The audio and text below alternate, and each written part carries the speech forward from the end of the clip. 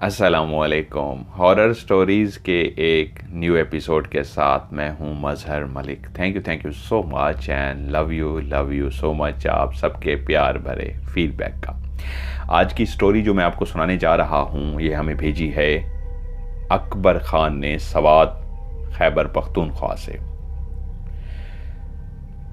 अकबर ख़ान कहते हैं कि ये हमारे गांव की सच्ची और खौफनाक कहानी है जिसका नाम है उतरोर।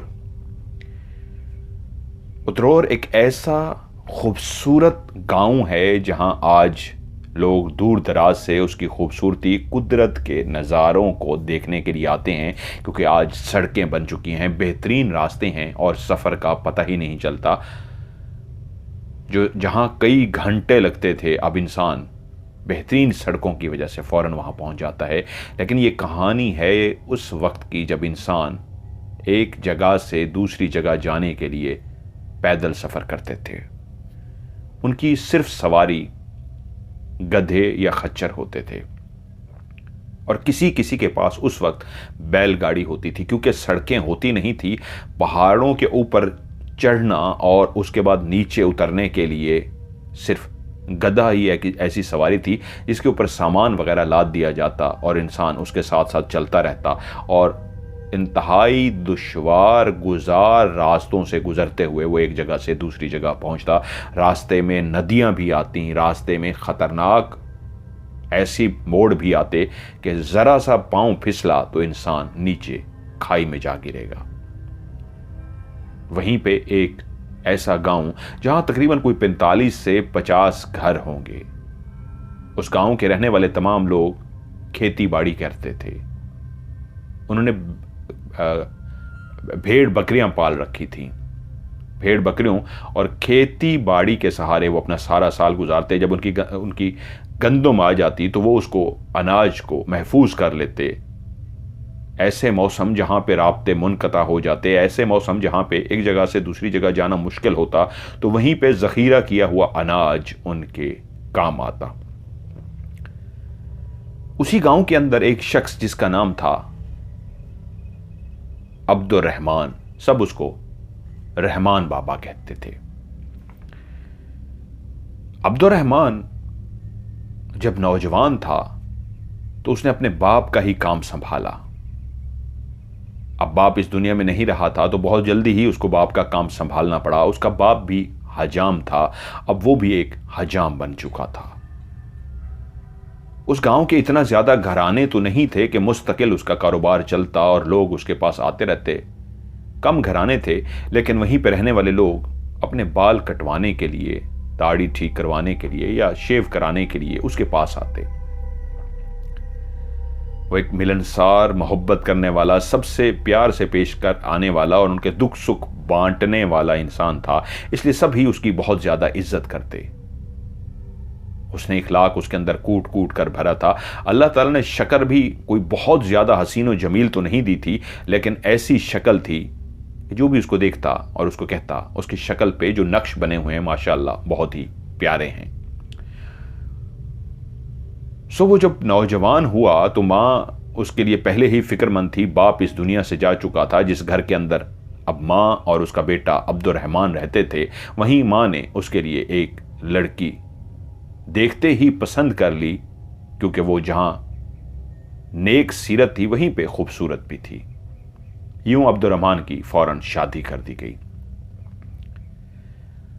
शादी के होते ही कुछ अरसे बाद उसकी मां भी चल बसी।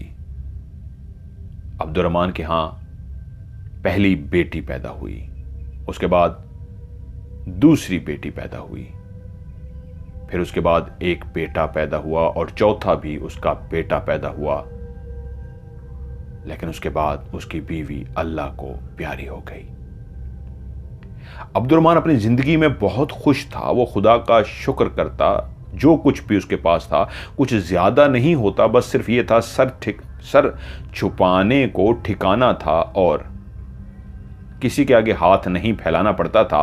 वो अपनी मजदूरी, वही जो उसकी हजाम का काम था, वहीं पे लोगों का काम करता और लोग उजरत के तौर पे उसको अनाज देते। वो अनाज को महफूज कर लेता तो बाकी उस गांव के लोगों की तरह पूरा साल उसका अनाज भी चलता रहता, यूं वो अपनी बीवी और बच्चों का पेट पालता। लेकिन इतना उसके पास नहीं था कि वो बचा कर रख सकता। बस एक ऐसी जिंदगी गुजार रहा था जहां पे गांव के लोग एक दूसरे का ख्याल रखते थे। वैसे भी किसी के यहाँ अनाज जखीरा करने के लिए होता तो वो उसमें से बहुत सा हिस्सा दूसरों को भी दे देता जो उस गांव में गरीब होते। तो अब्दुर्रहमान एक हजाम था, एक गरीब शख्स था, इसलिए लोग उसको काफ़ी अनाज देते थे। लेकिन जब उसकी बीवी चल बरसी तो अभी उसके बच्चे बहुत छोटे थे। उसकी तो दुनिया ही खत्म हो गई। गांव वाले इकट्ठे हुए और उसको मशवरा दिया कि तुम्हारी बीवी इस दुनिया से चली गई, तुम्हारे बच्चे बहुत छोटे हैं, तुम्हें शादी कर लेनी चाहिए। अब्दुर्रहमान ने कहा, नहीं, मेरा दिल नहीं मान रहा कि मैं उसके जाने के बाद कोई शादी कर सकूं। मैं अभी शादी के बारे में सोचना भी नहीं चाहता। हाँ, मुझे पता है मेरे बच्चे छोटे हैं, लेकिन नहीं, मैं अभी शादी नहीं करना चाहता। वो बहुत दुखी हो चुका था। वो उसके दुख सुख की ना सिर्फ साथी थी बल्कि उससे बहुत प्यार करती थी, उसका बहुत ख्याल रखती थी। शक्ल सूरत भी अल्लाह ने उसको बहुत अच्छी दी थी और सीरत भी इतनी अच्छी दी थी कि गुर्बत के बावजूद कभी उसने उफ तक नहीं की थी। ये नहीं कहा था मेरे पास इस चीज़ की कमी है, ये नहीं है, ये नहीं है, बल्कि अब्दुर्रहमान की तरह वो भी यहाँ जहाँ अपनी इबादत में वक्त गुजारती, वहीं पे जो कुछ भी घर में था रूखा सूखा खा के खुदा का शुक्र बजा लाती। उसके जाने के बाद वो टूट सा गया, बिखर सा गया, अपने काम में लगा रहा। लेकिन अब मुसीबत ये आन पड़ी थी कि बच्चे इतने छोटे थे, वो अपना खुद से पका नहीं सकते थे, खा तो सकते थे। पकाने के लिए, घर की सफाई के लिए, बच्चों को नहलाने, कपड़े उनके धोने, घर की जितनी भी ज़रूरियात थी वो पहले बीवी पूरी करती थी। वो अपना काम चलाता और जब वहाँ से वापस आता तो उसके लिए रोटी तैयार होती, कपड़े उसको धुले हुए मिलते। लेकिन अब ये सारे काम अब्दुर्रहमान को करने थे। अब वो सुबह सुबह जल्दी उठ जाता और उठते ही खुद से नाश्ता बनाता। नाश्ता बनाने के बाद बच्चों को जब वो नाश्ता बना दे देता तो दिन का खाना भी बना कर वो रख देता और बच्चों से कहता, तुम लोगों ने बाहर नहीं जाना, बस घर के करीब करीब ही रहना है। और बड़ी बड़ी बेटी से कहता कि अपने बाकी बहन भाइयों का ख्याल रखना। अब जो उसका सबसे छोटा बेटा था, तकरीबन उसकी उम्र 3-3.5 साल उन्होंने कहा हो गई थी और बड़ी बेटी की उम्र तकरीबन कोई 7-8 साल के करीब थी, 9 साल। अब वो उनसे कहता, बड़ी बड़ी बेटी से कहता कि तुमने इनका ख्याल रखना है, बाहर नहीं जाने देना, दरवाज़ा अंदर से बंद करके रखना है और दिन का खाना इस तरीके बैठ के खा लेना है, रात को आके मैं खाना बनाऊंगा।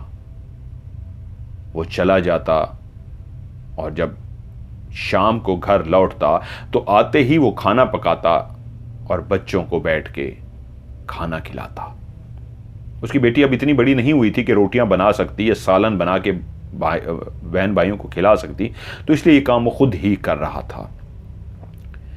जिंदगी काफ़ी मुश्किल हो गई थी।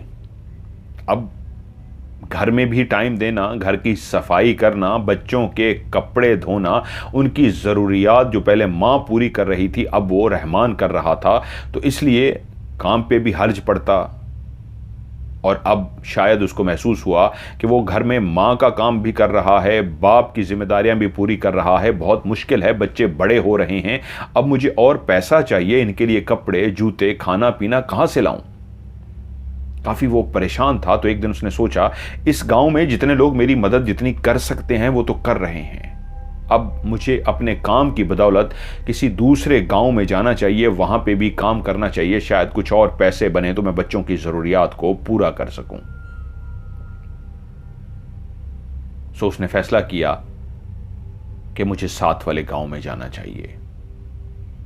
उसने अपना सामान सारा एक थैले के अंदर डाला, थैला अपने कंधे पे डाला और उसी तरीके बच्चों को नाश्ता वगैरह करके बना के दे के, दिन का खाना बना के दे के कि रात को मैं आ जाऊंगा, वो रवाना हुआ दूसरे गांव के लिए। वो पहाड़ के दुश्वार गुजार रास्तों से चलता हुआ, जहां पे हरियाली थी, दरख्त ही दरख्त, एक घने जंगल सा था, उनके मुख्तलिफ रास्तों से गुजरता हुआ तकरीबन कोई इसको 50-55 मिनट लगते थे, वो दूसरे गांव पहुंच गया। वहाँ पे जाके उसने लोगों की बाल काटे, दाढ़ी मूंडी और यूं उसको अंदाज़ा हुआ कि हाँ, इस तरीके मैं पैसे कमा सकता हूं, क्योंकि उसके गांव के अंदर तो रोज़ तो इतना गाहक नहीं होते थे। इसलिए आज जब वो दूसरे गांव के अंदर आया और वहां पे लोगों ने उसको पैसे भी दिए और उसने देखा कि इस अंदाज में मैं इतना गुजारा कर सकता हूं कि बच्चों की ज़रूरियात को पूरा कर सकता हूं, तो एक बेहतरीन होगा। उस गांव में काम करते करते उसको शाम हो गई और जैसे ही अंधेरा फैलने लगा उसने अपना सामान अपने थैले में डाला, थैला अपने कंधे पे डाला और घर की तरफ रवाना हुआ। तो आज पहला दिन था, उसको अंदाज़ा हुआ कि मुझे लालटेन भी साथ लेकर आना चाहिए था, क्योंकि अब अंधेरा हो रहा था और उन दुश्वार गुजार रास्तों से गुजरने के वो आदी तो थे, लेकिन जब अपने घर में कोई शख्स होता था तो वो बाहर निकलने के लिए लालटेन का इस्तेमाल नहीं करता था, उनको रास्ते याद होते थे। लेकिन क्योंकि एक लंबा रास्ता था जो तकरीबन 50 मिनट या 1 घंटा लगता था, तो यहां अब उसको महसूस हुआ कि मुझे कल से लालटेन लाना होगा, क्योंकि रास्ते में एक नदी भी आती थी और जो नदी थी वो इस तरह की थी कि उसको अबूर करते हुए आपको तकरीबन 8-10 कदम तक चलना पड़ता। लेकिन उस नदी की पानी जो था उसका बहाव तेज नहीं था। उस जगह पे आके पानी बहुत नीचे था, यहां तक कि आपके पांव घुटने तक पांव सिर्फ उसके अंदर डूब जाते, आगे जाके वो नदी गहरी हो जाती। उस दिन तो वो जैसे कैसे घर पहुंचा, लेकिन लेट हो गया क्योंकि उसके पास कोई रोशनी का एहतमाम नहीं था जो लालटेन की सूरत में उस वक्त होता था। बच्चे भूखे थे, घर गया, उसने उनके लिए खाना वगैरह बनाया और उनको खाना खिलाया। लेकिन आज वो खुश था, वो कमा के लाया था। एक बात थी कि अब वो कम से कम बच्चों का ख्याल रख सकता है। और यूं उसकी रूटीन बन गई, वो सुबह उठता, सारे काम करता, बैग और लालटेन उठा के चल पड़ता और नदी को अबूर करते मुख्तलिफ रास्तों से गुजरते दूसरे गांव पहुंच जाता और वहां लोगों का शेव या जो कुछ एक हजाम का काम होता वो काम करता। उस दूसरे गांव को पहले भी वो कई दफ़ा जा चुका था, इर्द गिर्द के सारे गांव के अंदर जा चुका था, लेकिन अब क्योंकि वो रोज़ जा रहा था इसलिए तमाम लोगों से उसकी शनासाई हो रही थी, वाकफियत हो रही थी, सबसे उसकी दुआ सलाम बहुत अच्छी होती जा रही थी। वहीं पे उसको एक पता लगा, एक बाबा रहते हैं जो बहुत ही नेक हैं, उनकी उम्र काफ़ी ज़्यादा हो चुकी है, बहुत बूढ़े हैं, लेकिन अल्लाह वाले हैं, लोग उनके पास दुआ के लिए जाते हैं। तो वो भी एक दिन उनके पास चला गया। लोगों का काफ़ी रश था, लोग उनके पास दुआ के लिए जाते थे, तो वो भी गया। कोई दम करवाने के लिए, कोई सलवात रखवाने के लिए, कोई तावीज़ लेने के लिए, इस तरह जाते थे, तो वो भी गया और बाबा जी से कहा मेरे लिए दुआ कीजिएगा, मेरे लिए आसानियाँ पैदा हों। उन्होंने उसको दुआ दी और कहा अल्लाह ताला तुम पे रहम करेगा, ढेर सारी दुआएं तुम्हारे लिए। वो उनसे दुआ लेके अपना काम काज करके वापस आ गया। अब उसकी एक ज़िंदगी की रूटीन हो गई थी, वो अपने गांव में भी टाइम देता, लेकिन दूसरे गांव में, वो एक बड़ा गांव था क्योंकि वो नीचे की तरफ बना हुआ था, इसका गांव पहाड़ के ऊपर वाली साइड पे बना हुआ था, तो इसलिए वो नीचे वाले गांव की आबादी बहुत ज़्यादा होने की वजह से उसका अब काम बढ़ गया था। पैसा तो वो कमा पा रहा था, लेकिन बच्चे पीछे अकेले होते और उसके दिल को एक धड़का लगा रहता। अब गांव वालों ने उसको कहना भी छोड़ दिया था कि शादी कर लो, वो जानते थे कि ये शादी नहीं करेगा। बाप का प्यार भी और माँ का प्यार भी अपने बच्चों को देगा। अपनी बीवी के साथ बहुत ही ये प्यार करता था और नेक अल्लाह वाला बंदा है, फकीर सा बंदा है, शादी नहीं करेगा। वक्त गुजरता रहा, तकरीबन कोई 6 महीने गुजर गए। सर्दियों की आमद थी, सर्दियां शुरू हो चुकी थी। एक दिन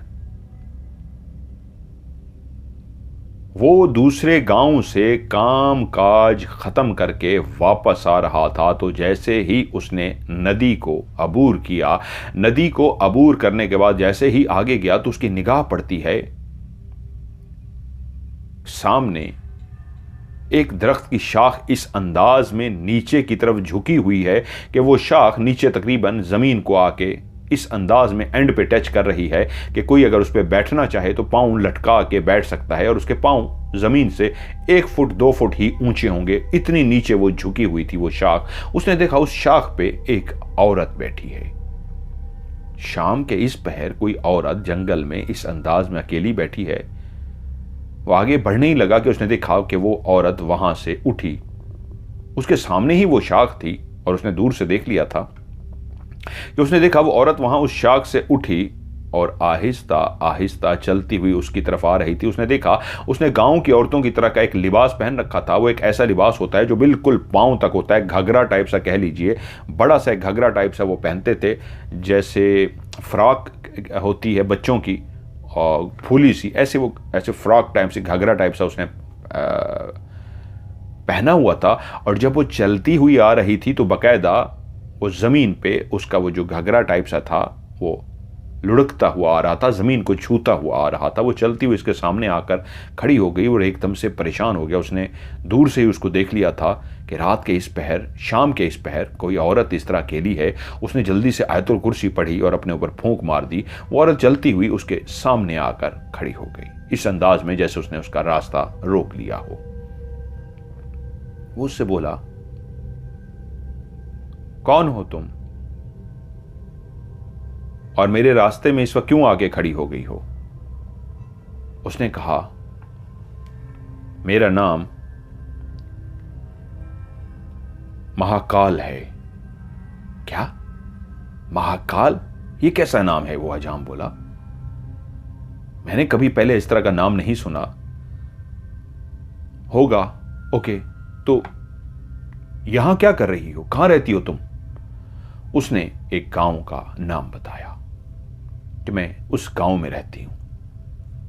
वो सोचना शुरू हो गया कि गांव, ये वाला गांव कहां पे है? मैंने सारे गांव को जानता हूं, फलां गांव का नाम ये है, उसका नाम ये है, जो उधर बना हुआ है उस गांव का नाम ये है, जो वो है, ये गांव कहां पे है? उसने कहा, ये गांव है, तुम नहीं जानते। तुम कितने गांव के बारे में जानते हो? उसने कहा, मैं इर्द गिर्द के जितने भी सारे गांव हूं, मैं तकरीबन सब गांव के बारे में जानता हूं, लेकिन इसका मैंने नाम नहीं सुना, पहली दफा सुन रहा हूं। खैर, जो भी है, मेरे रास्ते में क्यों आके खड़ी हो? हटो, हटो मेरे रास्ते से। जैसे वो परेशान सा हो गया था कि शाम के एक पहर एक औरत जो उसके सामने आके खड़ी थी, जिसको उसने असल में देखते ही परेशान सा हो गया था, वो बहुत हसीन और जमील थी।